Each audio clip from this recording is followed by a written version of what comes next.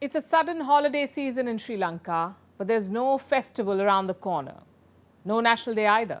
Sri Lanka has begun a 5-day bank holiday to restructure their debt, specifically their domestic debt. How much money are we talking about? Around $42 billion. Now, this restructuring is all about sending the right signals. And if this goes well, the foreign lenders will be satisfied. So what is the plan? What is Sri Lanka planning to do? They're offering debt holders 3 options. 1, take a 30% haircut, meaning the lenders will have to forego 30% of the principal. But they will be repaid in 6 years at a 4% interest rate. Option 2 is no haircut. So repayment will happen, but it will happen after 15 years, plus up to 9 years of grace period. And the interest rate will be 1.5%. Option 3, convert your dollar bonds into local currency ones. No haircut, and 10 years for repayment.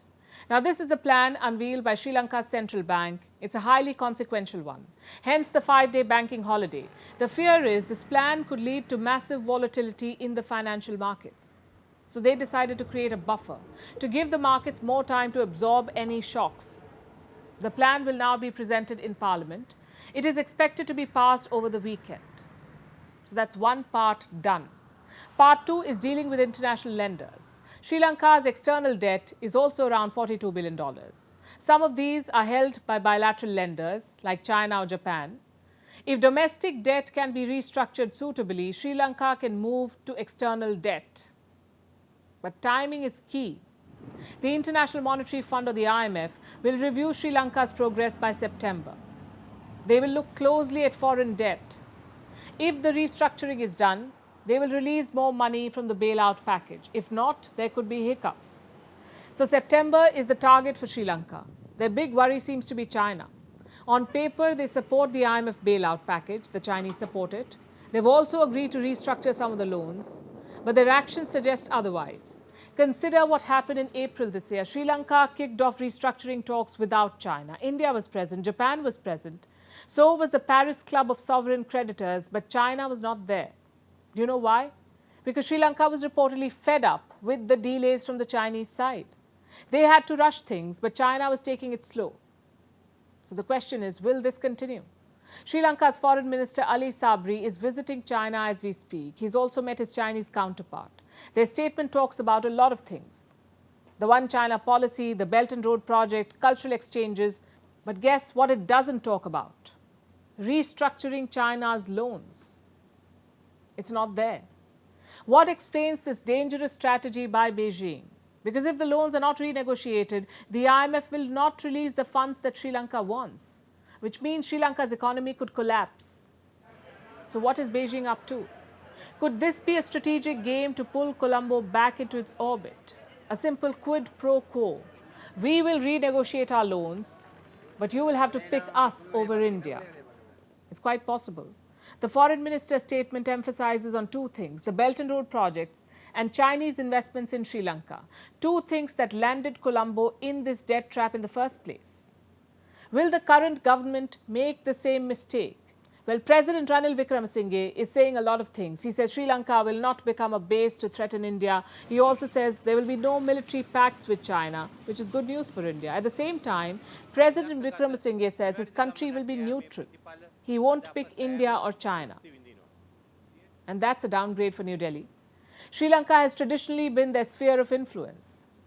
To go from that to neutrality is a downgrade. But in foreign policy, it's not always about the statements, it's more about the actions. Sri Lanka must think about the rational bet. India has extended financial help worth $4 billion since last year. Plus, it's advocating for Colombo at the IMF. India is batting for Colombo. And what is China doing? Stalling the whole thing. Sri Lanka will need more assistance down the line, more constructive assistance. Their economy is projected to shrink by 2% this year, which means a lot of jobs gone, a lot of materials in short supply. How will Colombo overcome this period? Some international agencies have stepped up. This week, the World Bank, for instance, granted $700 million, $500 million for budgetary support, $200 million to help the most vulnerable people.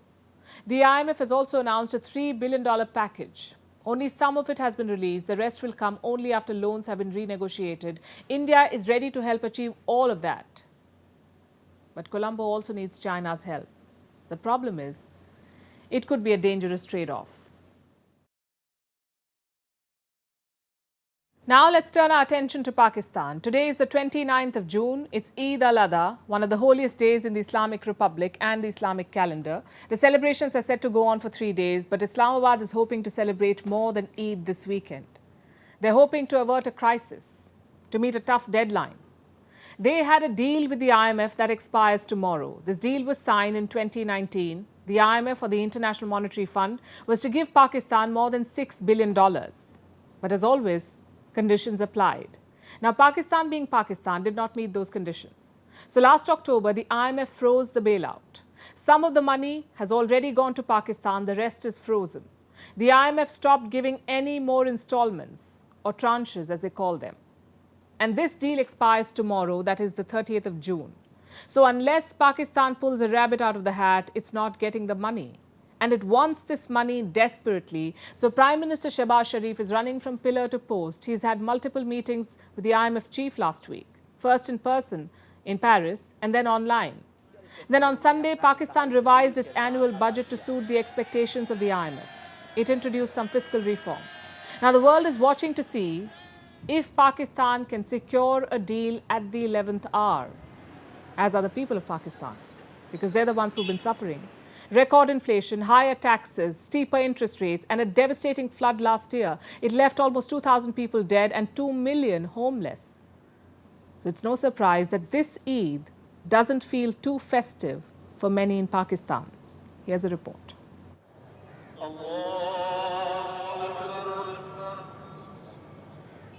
It's Eid al-Adha in Pakistan today, one of the holiest days in Islam. It roughly translates to the Feast of the Sacrifice. And for many Pakistanis, their sacrifice is worth more than ever this year. Because the country has been hammered by an economic disaster, and as a result, the prices of the sacrificial animals are soaring. This year's inflation rate is higher than in past years, so the prices of sacrificial animals has also gone sky high. Because of this, there are fewer animals in markets compared to the past, as many people are opting to share animals and give a joint sacrifice. At some places, prices are reportedly close to double of what they were a year ago. And there are a lot of reasons for this. Pakistan's economic crisis is, of course, the main one. The war in Ukraine is another cause. It has led to rising food and fuel prices around the world.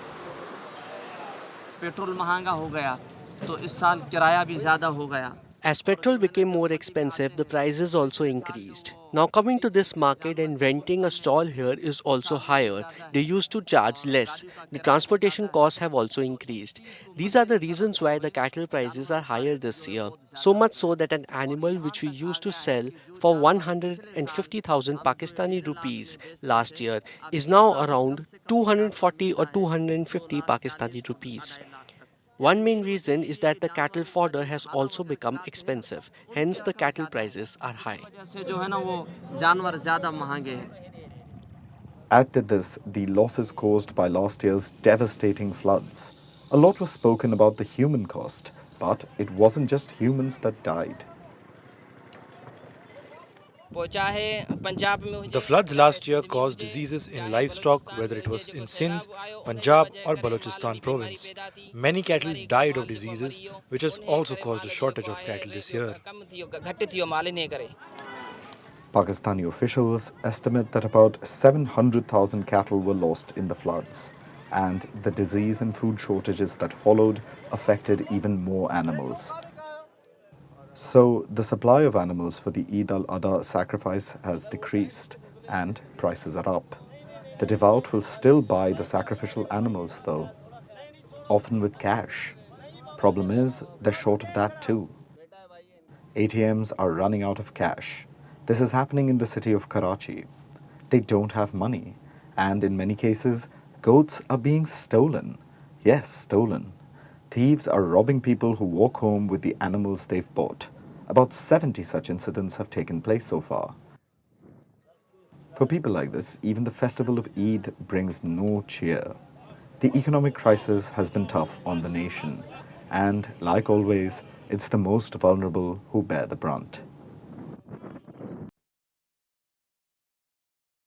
A massive outcry of people, trade unions, environmental groups, even conservative leaders. And yet, in the year 1989, former Prime Minister Margaret Thatcher sold off Britain's water industry. She privatized it. Cut to 3 decades later, today UK's water sector faces its biggest crisis since. Its companies are drowning in debt, a debt of $76 billion. The largest one, Thames Water, is in emergency talks with the government.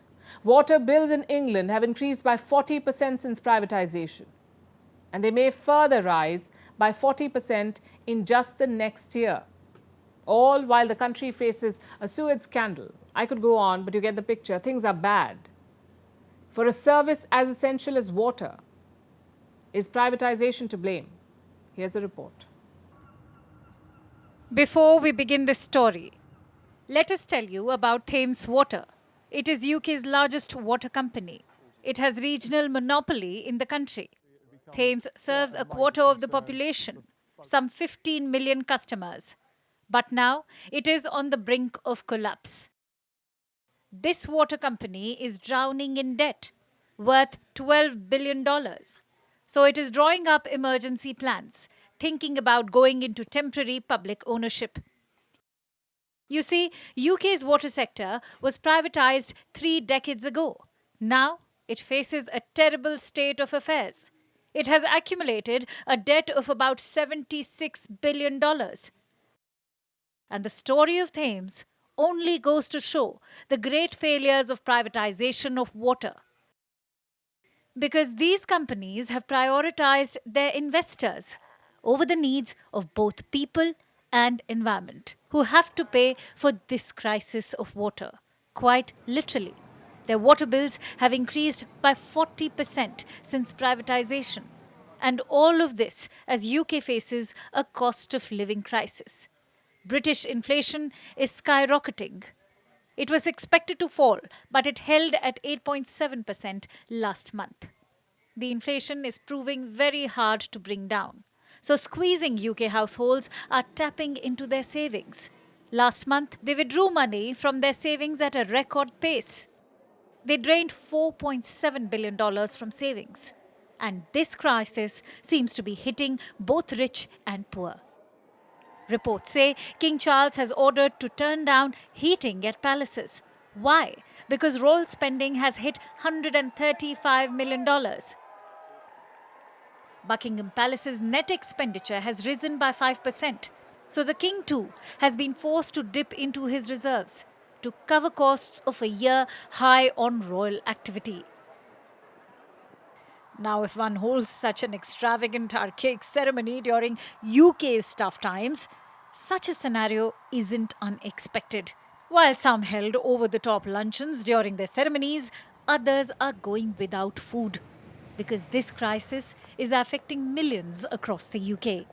With 86% of police officers and staff facing financial concerns, thousands in the force are missing meals due to the lack of money. The Met Police has claimed that their police officers are turning to food banks.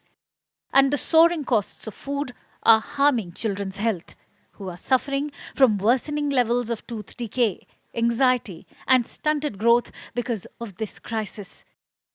And as people feel the squeeze, some are trying to turn the tables in their favor. Insurance fraud has soared by 61%. People are faking injuries and losing their jewelry on purpose to apply for insurance or claim it twice. So will the situation improve in the near future? Experts are unsure. But here are the facts. Successive interest rates have been hiked since late 2021, and more are still in the pipeline. Water companies plan to increase the prices by about 40% in the next year. Now remember, that's how much the prices have increased by in the last 3 decades. But now the Britons await this triple threat within the next year. So while UK crisis targets the vulnerable, companies like Thames try to stay afloat, with Britons struggling to pay for it. Our next story is about work. You know that thing you do between actually living? It's no secret that our workplaces can lead to a lot of frustration for some. Ranting about work is an international pastime, you could say. Long hours, having to constantly be reachable, burning the midnight oil.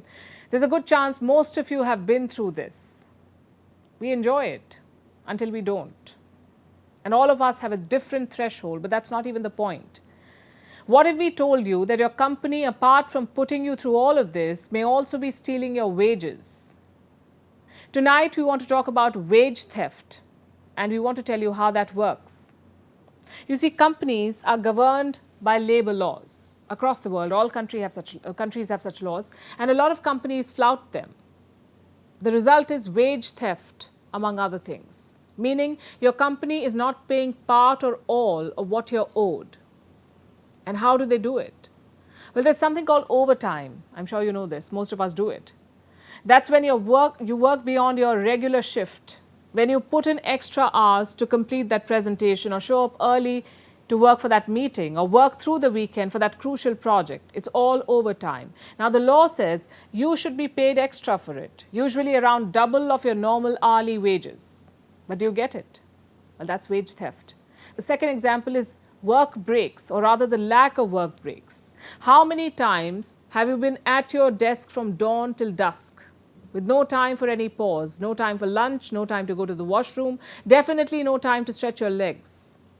What do you think during those moments?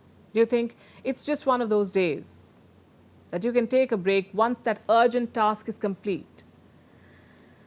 By denying you a work break, your company is once again committing wage theft, because most countries have labor laws that mandate a break. India, for example, has a law like this. Companies have to give you a 30-minute break during work hours, and you cannot work more than 5 hours straight. That is the law.